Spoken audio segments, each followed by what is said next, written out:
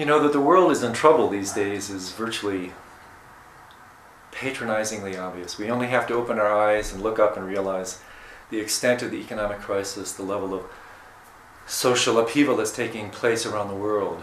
And that we each have our own personal difficulties is equally as obvious.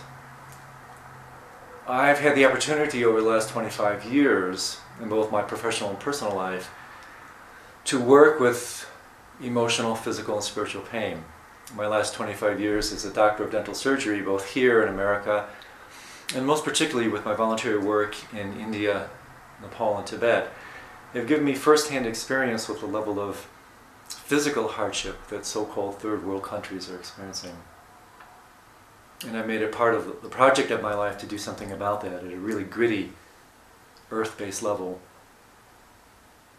I've also worked over 20 years as a meditation instructor in the Buddhist tradition, and this experience has given me the opportunity to talk with virtually hundreds of students and hear their litany of issues in terms of the challenges on the spiritual path. So I have taken it upon myself to try to help people work with these difficult situations.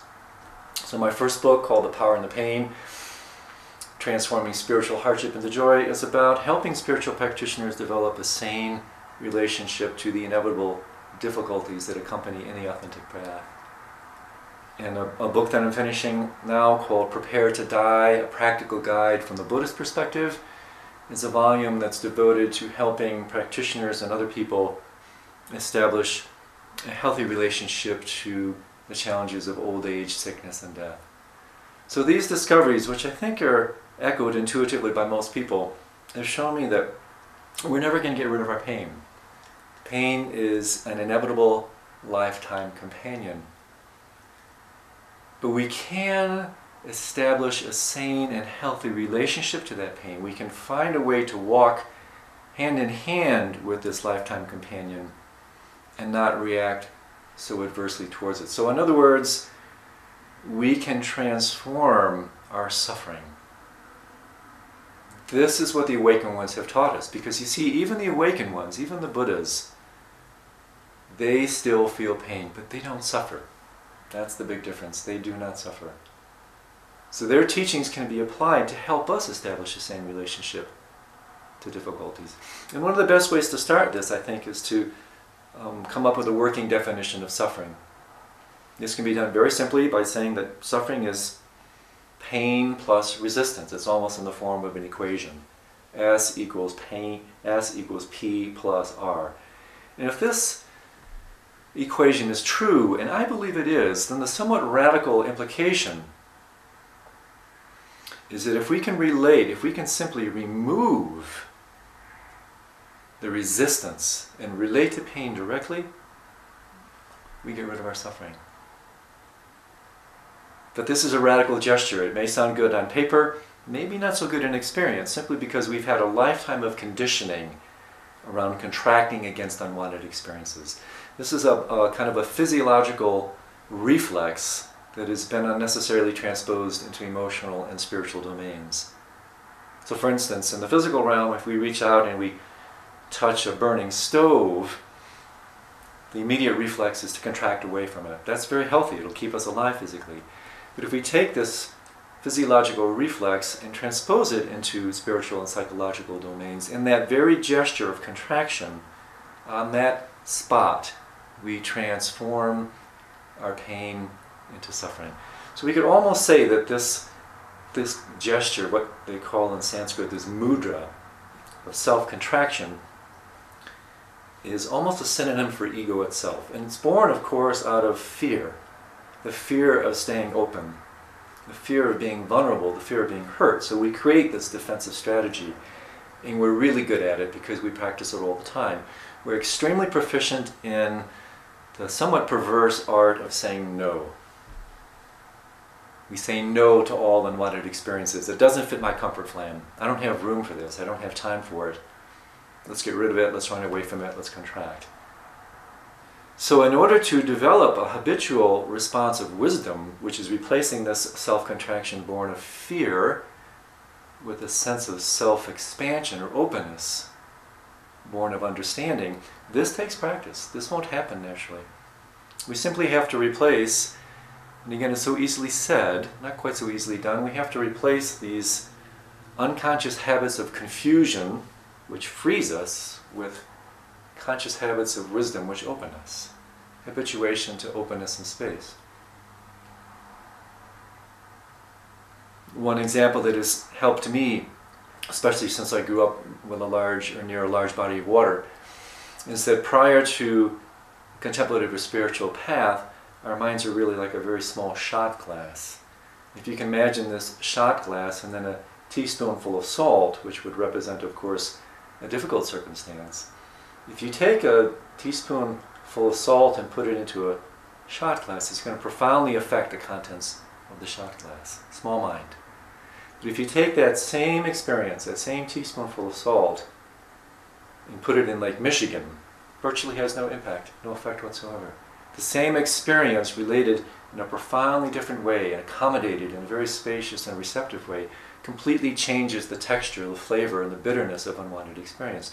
I see this all the time in my own practice. I have a fairly rich practice of geriatric patients, and it's so interesting for me to see how they relate to the inevitabilities, the challenges surrounding old age. And to me, when I look at what's happening with old age, on one very profound level, it's just nature's way of teaching us how to let go, how to release. Physiologically, this happens. We lose our hair, we lose our eyesight, we lose our hearing, some of us will lose our teeth, we lose our muscle tone, memory, cognitive capacities. And if we simply realize that this is what nature is trying to teach us, in a certain sense, as a preparation for the ultimate letting go that takes place at death, we can expand our relationship. We can create a big container for the challenges of old age and sickness and relate to it in a really gracious way. And I see this all the time with my patients. Some elderly people come in, sense of tremendous humor and dignity and a real quality of grace. And then others come in and they're bitter, they're tight, they're resisting, it's like they're fighting. Same relationship related to in a profoundly different way. So the issue, therefore, really is one of proper relationship. Suffering is an inappropriate relationship to pain.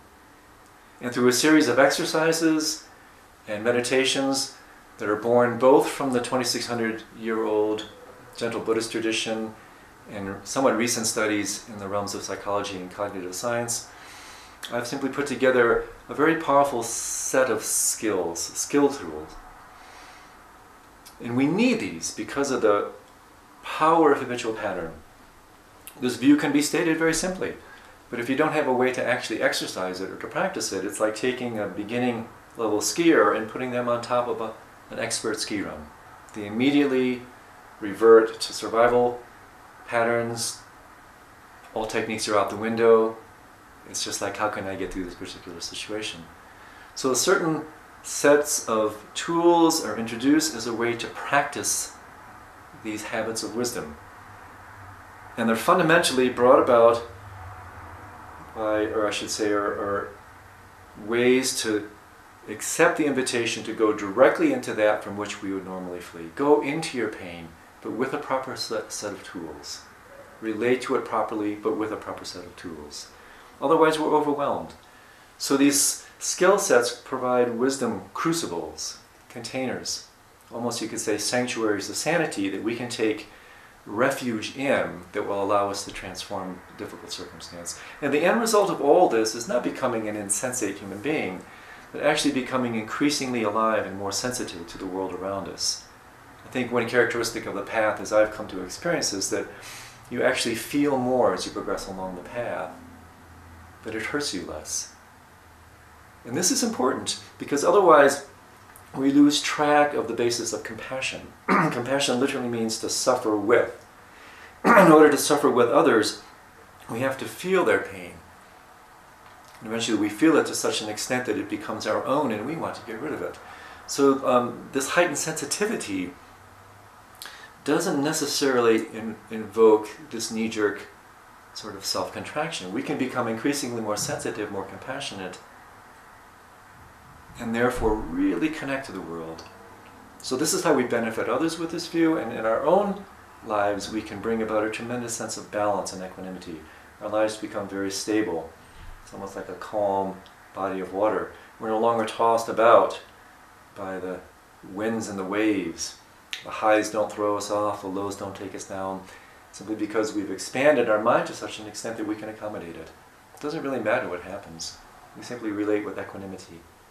In a certain sense, this is a deep fruition. It's like Krishnamurti once said, the great Indian sage, towards the end of his life, was asked, how have you maintained such a level of happiness and balance? And his answer is quite compelling. He simply replied, I don't mind what happens. I don't mind what happens. I don't mind if unwanted circumstances arise. But in order to develop this mindful approach, this contemplative approach, we need a skill set. And I invite you, if this speaks to you, to test some of what these traditions are putting forth. See if they work for you. If they do, bring them into your life. If they don't, as the Dalai Lama himself says, just throw it out the window. But I invite you, give these teachings a chance, see how they work for you.